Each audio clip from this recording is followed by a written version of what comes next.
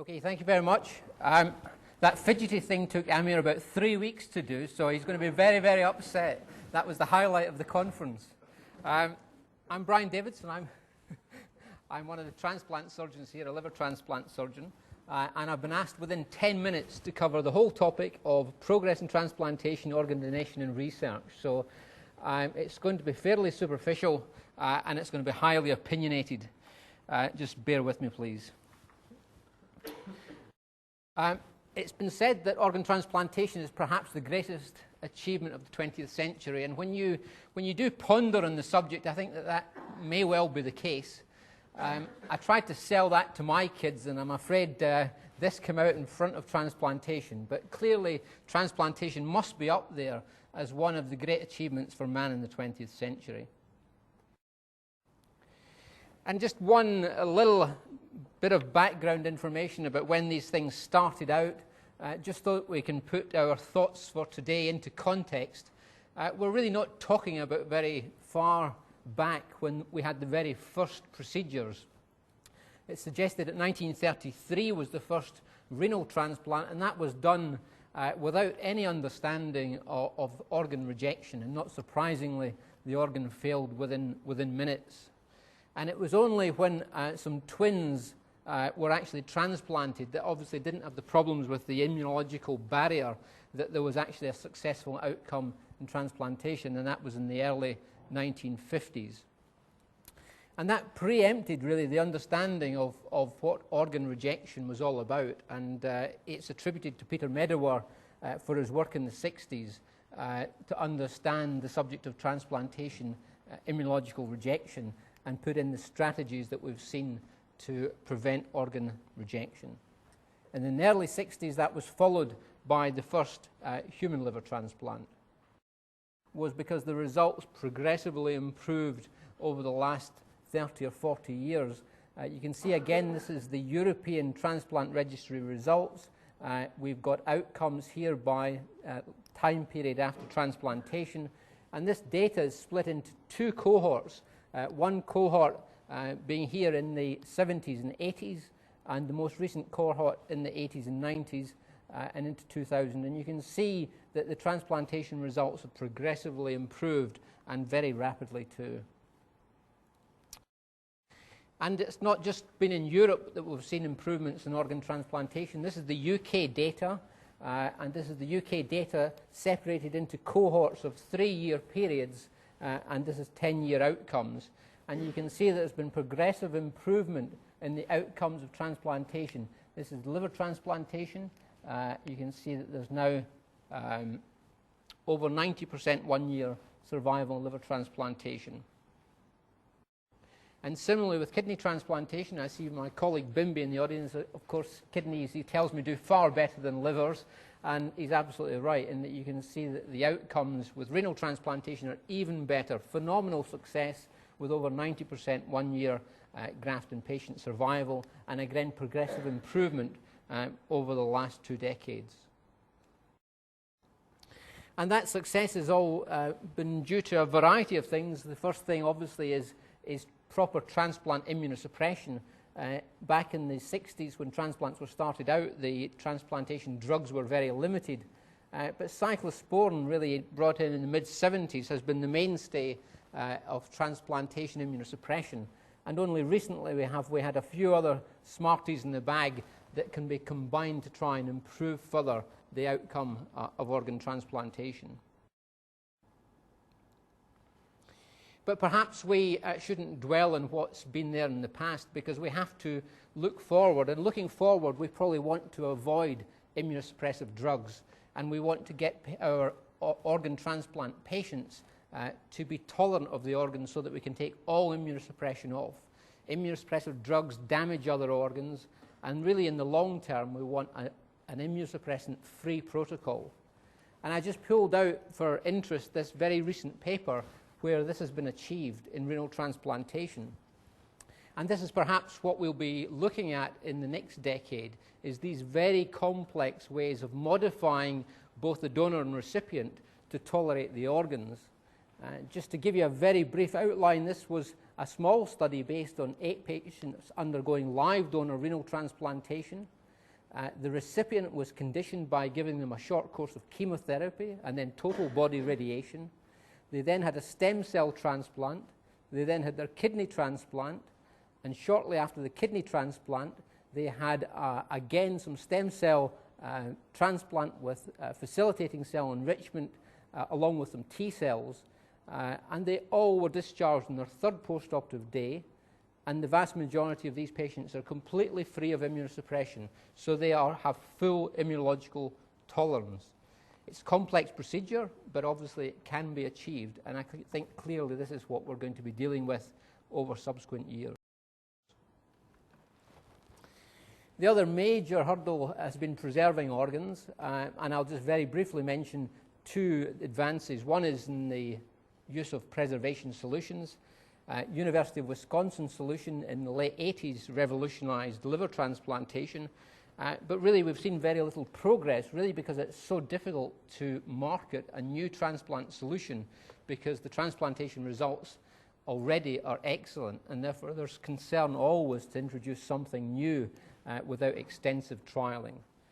And then machine perfusion, the concept of trying to store the transplant organ in a better condition, or actually even improve the condition of the organ during that time period between retrieval and implantation. It's already been shown to be satisfactory for the kidney, and we and others are doing work on the liver. But all these things taken together is clearly not quite good enough. This is, again, UK transplant data over a 10-year period down here. And you can see the number of patients waiting for transplantation at the top and the number of patients actually transplanted down here. And you can see that there's this huge gap between the need and what's actually available. And many of these transplants are actually not cadaveric transplants. These are live donor transplants in here.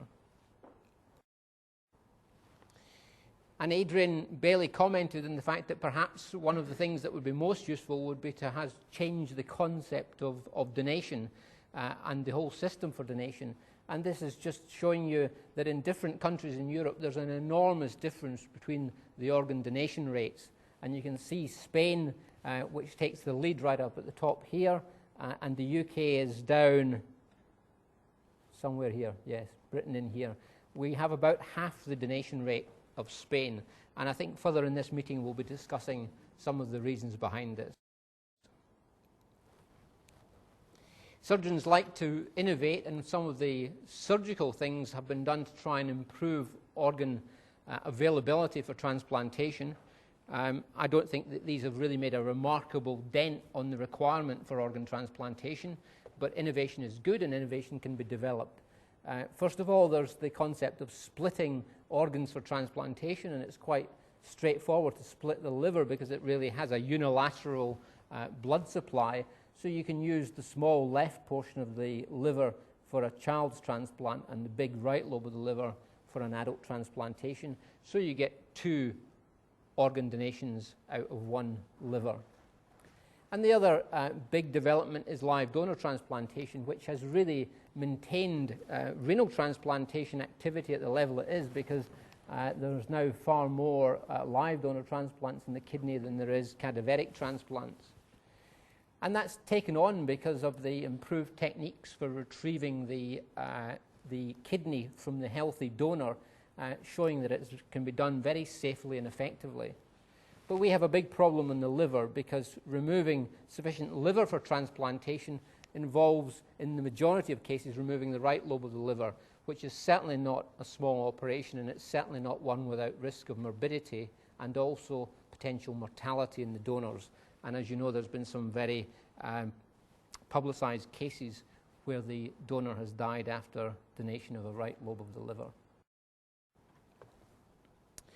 So one of the other areas that have been expanded and is expanding rapidly is the use of non-heart-beating donors. And for those of you that are not familiar with this concept or donation after cardiac death, these are organs that have come from patients where there's been a decision made to withdraw life support, and the organs are retrieved after the heart stops. And this has been a big source of donor organs, huge opportunity, but there has been a price to pay, and the price being paid is that these patients have a prolonged period of hypotension, low blood pressure, and low oxygen supply during the time period that their support is withdrawn. And these produce very marginal grafts. They might work, but they might not. They certainly have far higher incidence of complications and also problems that we see only very rarely with a brain-dead donor.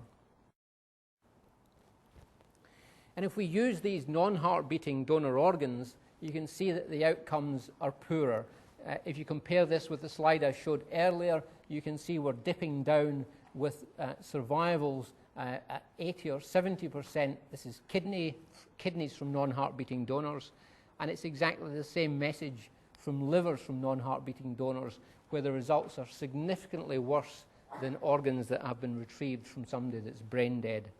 So it has maintained our supply of donor organs, but at a very significant price. And this is obviously of some concern when you look at the big picture in the UK, because this slide shows the big picture of what's happening. These are living donors, and this is over the last 10 years, and you can see the number of living donors has increased enormously, with risk to the donor, obviously. The non-heart-beating donors, the donors after cardiac death, you can see that's this dark blue, have increased progressively, and these are relatively poor quality organs. And the good quality organs from brain-dead donors have actually dipped down over this period of time. So we have had the situation where we've maintained transplantation activity at the cost of poorer quality organs. So I think that background really gives you some idea of where I think that we have to go in the way of challenges now and for the future. I think that we have to accept that we have to reduce the risks for live donors by every means possible, and there are many means to do that, some of which we'll discuss today. I think that we are using more and more marginal grafts where they're not going to function as well or as quickly as before, and we have to have strategies to try and improve those organs, or certainly make sure that they don't deteriorate further. And one opportunity is to try and improve the organ between the time of retrieval and transplantation, whether that's by perfusing it through a machine or conditioning the organ. And we're going to hear shortly from Sarah about how you can do organ conditioning, which is one of our research interests. And you can use pharmacological strategies as well to try and to mop up the damaging molecules during the preservation period. We'll see more about minimizing immunosuppression, because the immunosuppressive drugs are damaging to the body, and clearly the best way of doing that is to produce tolerance. And the small series that I showed on the kidney, I think marks the way ahead of how we're going to produce tolerance in our transplant recipients. It's going to be complex, it's going to be expensive, but I think that that's going to be the way we're going to go. And then lastly, we're going to hear something today about the options to try and fill the gap of the shortage of organs, either by the use of animal organs or tissue engineering organs de novo. Thank you very much indeed.